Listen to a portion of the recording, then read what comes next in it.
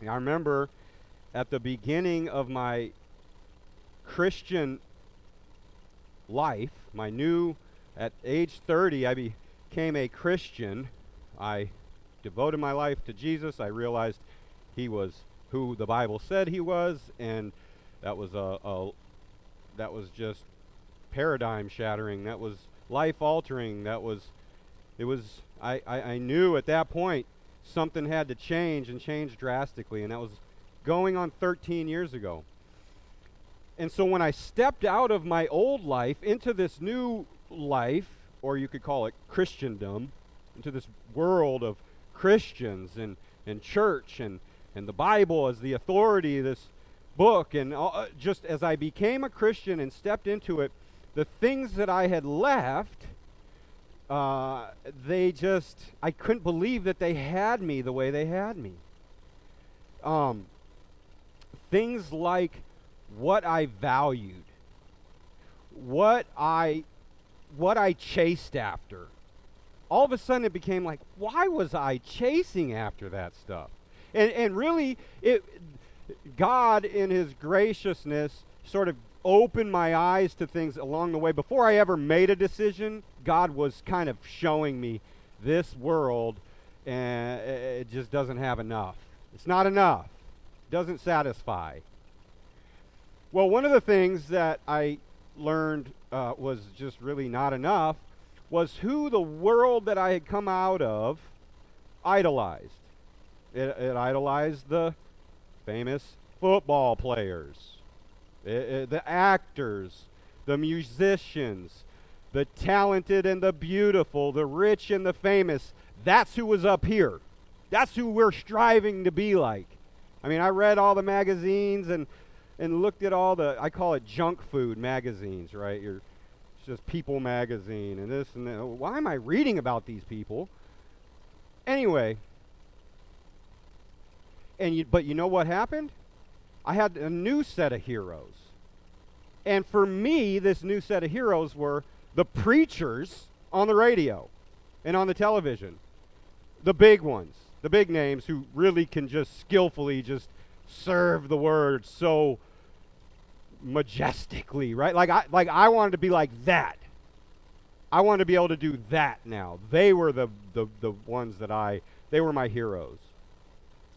But when I, and in the churches I would go to, I'd hear the pastor and I'd be like, man, I want to do that. I want to be able to do that. I want to pass on this ancient wisdom and change people's lives and be an instrument of God's.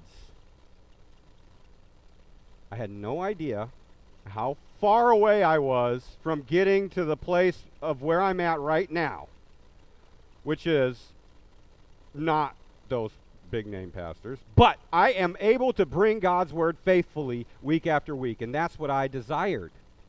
And that desire in me was, I believe, God-given. I believe it was God-given now. I don't think I was chasing after the limelight. I shied away from it for a long time because I thought that was it. And I didn't want to peddle God's word. I didn't want to do it for a profit. So I believe it was a God-given desire that he planted. Why I say that is I think every single one of his children, every single person here has one of those desires somewhere in their heart. To be a part of what God is doing in this part of redeeming this creation. In this part of seeing the gospel of Jesus Christ reach the ends of the earth. And for as many as we can see get saved. That, I believe, is in every single one of his children. And so, if that desire is in you, the way God is working in creation right now, primarily, is through the local churches. Okay? Christ in the New Testament became the cornerstone of this new church building that God is building. It's the church. It's the capital C, big C church all around the world. It's all believers everywhere. But when you get to the letters at the very end of the Bible, we see that the Apostle Paul he spent his entire life creating these little communities where believers gathered. And we call that the little C church. And so the little C church is God's plan A for growing his people and then sending his people into the world. It's the plan A. Does God use missionaries that are alone in a jungle somewhere? Yes. Does he use people like Billy Graham, individuals? Can he use them in mighty ways? Yes. Does he use para-church ministries like Focus on the Family, Love Life, Navigators, Campus Crusades for Christ? Yes, yes, yes. But his plan A is the local church.